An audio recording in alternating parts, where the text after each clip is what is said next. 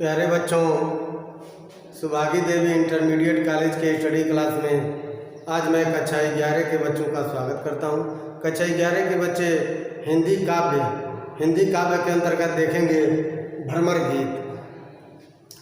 हिंदी काव्य में भ्रमर गीत का 6 पाठ हम पढ़ा चुके हैं। आज 7वां पाठ इस वीडियो के माध्यम से आपको पढ़ा रहे हैं। तो आप लोग 7वां पाठ अर्थात 7वां भाग, तो आप लोग इस 7वां पाठ को इस वीडियो के माध्यम से पढ़ेंगे। देखते हैं। अखियाँ हरि दर्शन की भूखी, अखियाँ हरि दर्शन की भूखी, कैसे रात रूप रस राची, ये बतियाँ सुन रूखी। अवधि गलत झटक मग जोवत, तब इतनों में झूठी। अब यह जोर संदेशों सुन सुनी अद्या कुलानी दुखी। 12 मुख आन दिखावाऊँ, दुआई पयर पिबत पतुखी। सूर सुकत हठ नाव चलावत, ये सरिता है सूखी। फिर आपको बता दें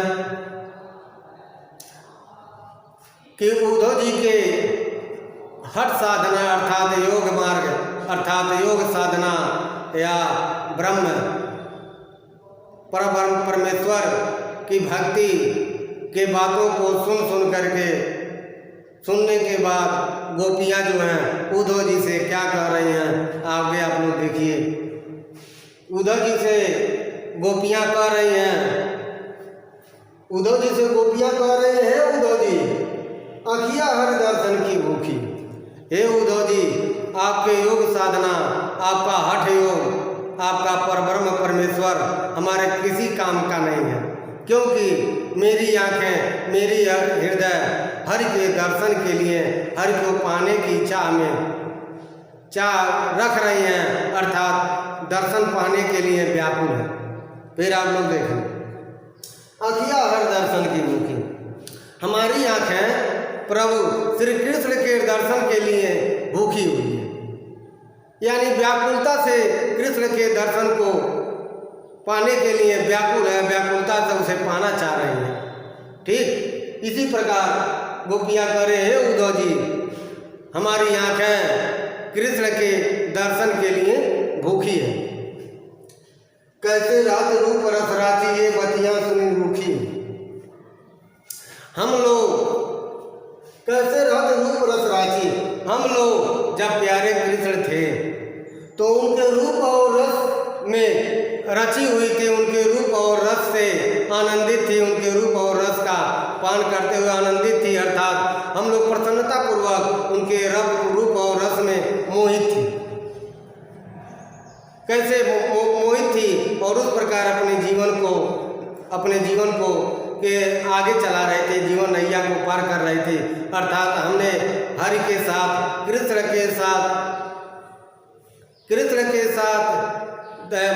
को माखन भी खिलाते थी, दही भी खिलाते थे, उनके साथ जमुना में स्नान करते वक्त उनके साथ कोलाहल भी करती थी। अर्थात उन्हीं के रूप रस में मैं रच गई थी, उन्हीं के रूप रंग में हम लोग ढल गई थी। ये बतियाँ सुनी रूखी, लेकिन तुम्हारी ये योग साधना की बातें सुनकर ये हमारा मन है, ये हमारा हृदय है, रूखा हो गया है, अर्थात रुष्ट हो गया है, अर्थात दुखी। फिर एक बार जब श्री कृष्ण जी हमारे पास थे तो ये हमारा मन उनके रूप और रस का पान कर रहा था, उनके रूप और रस पर मोहित था, और कितने हम लोग प्रसन्नता से रह रहे थे। लेकिन तुम्हारी योग साधना की बातें सुनकर ये हमारा मन रुष्ट हो गया है, दुखी हो गया है। अवधि गलत झटक मग जोवत, तब इतनों ने झूठी। अवधि गलत उनके आने का समय को गिनते, उनके आने के दिन को गिनते झटक मग जोवत, और उन रास्ते पर उनके दर्शन के लिए आने के चाह से रास्ते को देखते तब इतनों ने झूठी, तब इतना तब इतना झुकी नहीं थी, अर्थात इतनी लाचार नहीं थी। लेकिन तुम्हारे योग साधना को देखकर हमारी आंखें झुक गई, अर्थात हमारी आंखें के अश्रु जो है सूख गए। फिर आप लोग देखें, अवधि गलत झटक मग जो तब इतना नहीं झुकी। जब हमने कृष्ण के आगमन का, आने का दिनों की गणना कर रही थी, रास्ते पर उनके मार्ग को जो रही थी, तब भी इतनी हमारी आंखें क्या झुकी नहीं थी, अर्थात सूखी नहीं थी, अर्थात निष्ठुर नहीं थी। लेकिन तुम्हारी योग साधना की बातों को देखकर ये क्या हो, ये रूखी हो गई हैं, अर्थात नेत्रों से आंसू भी समाप्त हो गए हैं। अब यह योग संदेशों सुन सुन यत यह कुलानी दुखी। अब हम लोग योग संदेशों, तुम्हारे योग साधना या तुम्हारे योग का संदेश सुन सुन करके अति अकुलानी दुखी, दुख से व्याकुल हो गई। गोपियाँ करे हे उद्धव, अब हम लोग तुम्हारे योग संदेश को सुन सुन करके दुखी हो करके व्याकुल से बहुत दुखी हूँ, या दुखी होकर के व्याकुल हो गई। भारत व मुख मुख अन दिखावाऊं, दुई पर पिबत पतोखी। करे बारक व मुख मुख आन दिखावा, करे बारक व मुख मुख आन दिखावा। करे एक बार आकर के तुम अपने दर्शन को दिखा दो। करे हे प्रभु हे कृष्ण, एक बार आकर के अपने दर्शन को दे दो। दुई पिबत पतोखी, क्योंकि ऐसी स्थिति आ गया है जैसे दूध पीता हुआ बच्चा अपने दूध को पीना छोड़ दिया है। जैसे दूध पीता हुआ बछड़ा तुम्हारे याद में अपने दूध को पीना छोड़ दिया है, वैसी स्थिति हम लोग की आ गई है कि हम लोग का मन किसी भी काम में नहीं लग रहा है, अर्थात हम लोग जस की तस पड़ी हुई, अर्थात हम लोग अपनी शुद्ध बुद्ध को खो दिए। फिर एक बार देख रहे कह रहे हैं गोपियाँ, हे कृष्ण जी आप एक बार आकर के अपने दर्शन को दे दें, क्योंकि हम लोग की वैसे ही स्थिति है, हम लोग की वैसे ही स्थिति हो गई है। जिस तरह दूध पीता हुआ बच्चा दूध नहीं पी रहा है, अर्थात दूध पीता हुआ बछड़ा दूध भी नहीं पी रहा है। क्यों?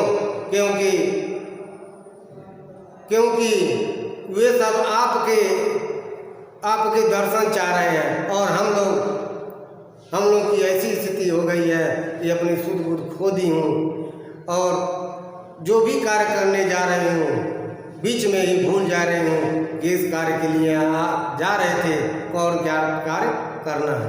अर्थात हम लोग बेसुध हो गए हैं, अर्थात हम लोगों की स्थिति पागलों की बात हो गई है। सूर सुकत हठ नाव चलावत ये सरिता है सूखी। फिर कह रहे हैं सूर सुकत का अर्थ होता है रेत, हठ नाव चलावत, अर्थात सूरदास जी कह रहे हैं कि हे उद्धव जी आप रेत में हठ रूपी नाव को चला रहे हैं। कहीं रेत में नाव चल पाएगा? कभी नहीं। लेकिन आप जो है इस रेत रूपी आप जो है नदी और समुद्र को छोड़कर इस रेत में नाव चलाना चाहते हैं, हठ रूपी नाव चलाना चाहते हैं, अर्थात हठ योग साधना को लाना चाहते हैं। इसलिए ये सरिता है सूखी। आप यहाँ ब्रज में आपका हठ रूपी नाव नहीं चल पाएगी, क्योंकि ये सरिता अर्थात यहाँ की नदी जो है सूख गई है, अर्थात हम गोपियाँ के अंदर आपका योग साधना नहीं चल सकता है। क्योंकि जिस तरह रेत में नाव नहीं चलाई जा सकती, उसी प्रकार हम बालाओं के बीच, हम गोपियों के बीच आपका योग साधना नहीं टिक सकता, नहीं चल सकता। तो बच्चों आप लोग भगवद गीत का अंतिम पद की व्याख्या इस वीडियो के माध्यम से सुने हैं। हम जहाँ तक यही आशा करते हैं कि आप लोग इसको समझ लिए होंगे। अब इसके बाद अगले पाठ की व्याख्या अगले वीडियो में बताएंगे। तब तक